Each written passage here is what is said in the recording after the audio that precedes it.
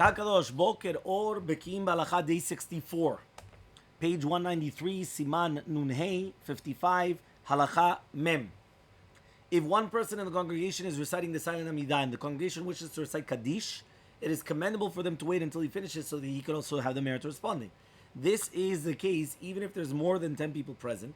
Likewise, if someone is asleep, he should be woken up so he can fulfill the mitzvah of responding to Kaddish. Yeah? Let's see the footnote. 352. Although it is technically permissible for the Chazan to start the Chazarat HaShatz even though this person is still saying Amidah, as explained in the Bekiim Bahalacha, it is better to wait until he finishes so that he can have the opportunity to answer to Kedusha. Even if there's a full minyan without counting him, it is still recommended to wait until he finishes for this reason. Obviously, we're talking about that they're not pressed for time. So usually, let's say for example they have a minyan of how do you call them? They used to call them retired people, but the golden age minyan.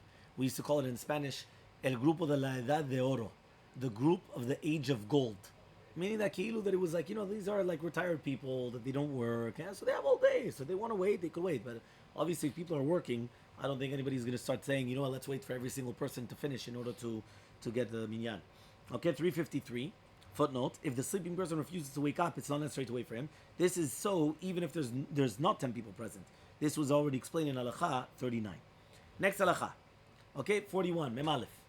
10 people can form a minyan, but only if all 10 are located in one place. The cantor, right, the Chazan, must likewise be in that place. If the 10 men are in one room, they all count together if they cannot see one another. If some of them are in one room and the others are in another room or outside, they do not count together to form a minyan. Even if the door of the room is wide open or there is no door affixed to the entrance, they cannot count together since they are in two distinct places. Even if all 10 people can see another, right, they cannot be counted together. Okay, let's see the 354. Synagogue furnishings. Even if some of the members of the minyan are standing behind a bookcase or a pillar, they count to form the minyan together with others. It does not matter whether or not they can see each other as long as they're together in one room. So sometimes, you have a pillar here. So I'm right behind the pillar, so you can't see me from it. Doesn't matter.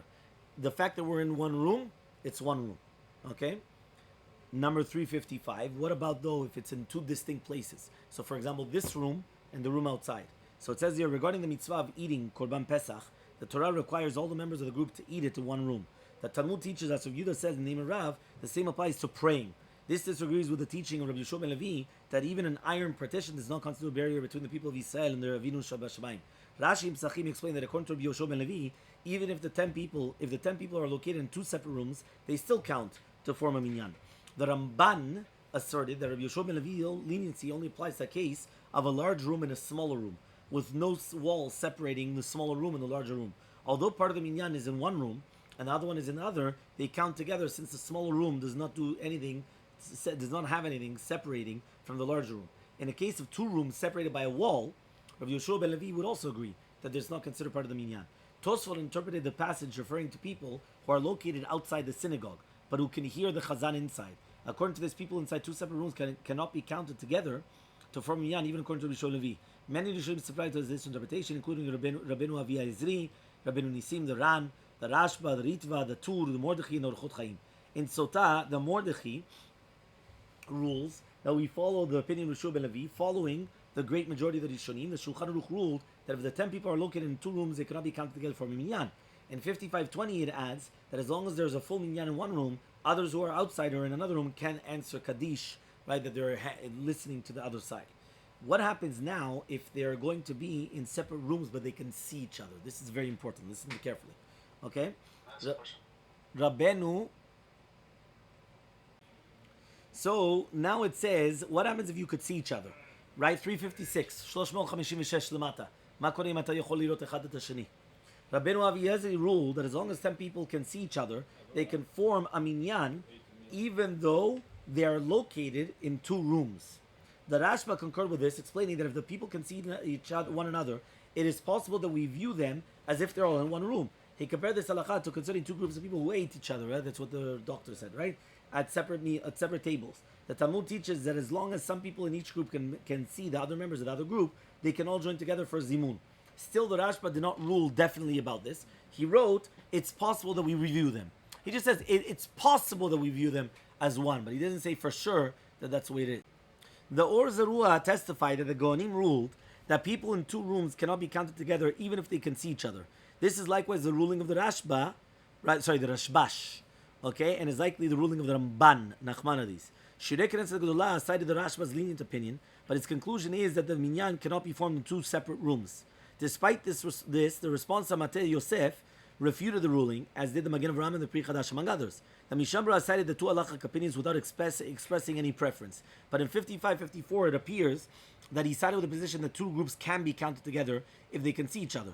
In 55-57, he addresses this issue again and concludes that it's possible to rule leniently when there is an urgent need for it. In the Biur Halacha, he repeated this position, explaining that the source of leniency in this issue is the response of the Rashba, despite the fact that the wording is lichor, it looks like it. Because many times the rabbis would say it appears to be, but that's how they're actually paskening. The Rav Chida presented the positions of the Rishonim and the Acharonim on this issue. His understanding is that the Beit Yosef conclude by concording with the ruling of the Rashba, meaning that the two groups can be counted. And this is likewise the position of Rav Yaakov Castro in the Shut Zera Emet. We have it over there now. Shut Zera Emet. Okay. The Mishkenot Yaakov, the Chikrelev, Mamar Mordechai, Shalmet Tzibur, and Kavachim Sofer. Okay. So therefore, by the way, you should realize that means according to this, it actually works what we do over here. That means, for example, they open up the door, we don't even have to leave. We could stay here according to this. Because as long as part of our group could see part of their group, it's going to be okay. One more time. It's the Mishnah Brura. It's going to be the Rav Chida, the Bet Yosef, meaning the Maskanav, the Shulchan Aruch, the Rashba, and then you have all these other opinions as well, the Kavachaim as well. The Halacha Brura, though, suggests that the basis for this leniency built upon a compound doubt. First of all, the Halacha might follow the Rashi's interpretation of the Gemara, which is that Rabbi Yoshua ben Levi taught that the two groups in two rooms can be counted together even if they cannot see each other. And even if the Halacha follows like Tosafot and not like Rashi, perhaps it's better when the two groups can see one another. Continuing his discussion, the Halacha poked holes in the compound doubt and demonstrated that it's not reliable. Nevertheless, he concluded that we can count the two groups together if another basis for the leniency can be combined with the previous arguments. See the following section for an example.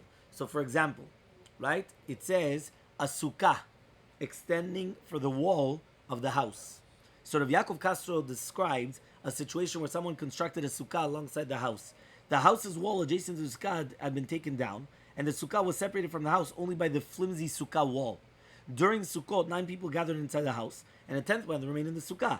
Rav Yaakov ruled that they can count together for a minyan, and we are to view the sukkah as an extension of the house. Supreme Gadim agreed with this. The Pri Chadash, Al Rabbi, and other Achronim countered that the sukkah wall is considered full-fledged separation between the two structures. He said, what? Sukkah wall is a wall, and therefore the person in the sukkah cannot be counted together. The Mishabra cited both opinions. Kavachaim ruled that we must follow the stringent opinion of the Pri Chadash. The Lachabra added that if the people in the house can see the person in the sukkah, he can be counted with them to form a minyan, since there are several bases for the leniency. Meaning, did you realize that? Meaning that there's a few, meaning on its own, he didn't want to rely upon it. But if there's a few of them together, that's going to be okay. What's another case? A door frame inside the synagogue hall. So he says when the synagogues are enlarged, by removing the wall between the two rooms, sometimes happens that there appears to be a door frame in the middle of the enlarged hall because of the supporting pillars that must remain intact.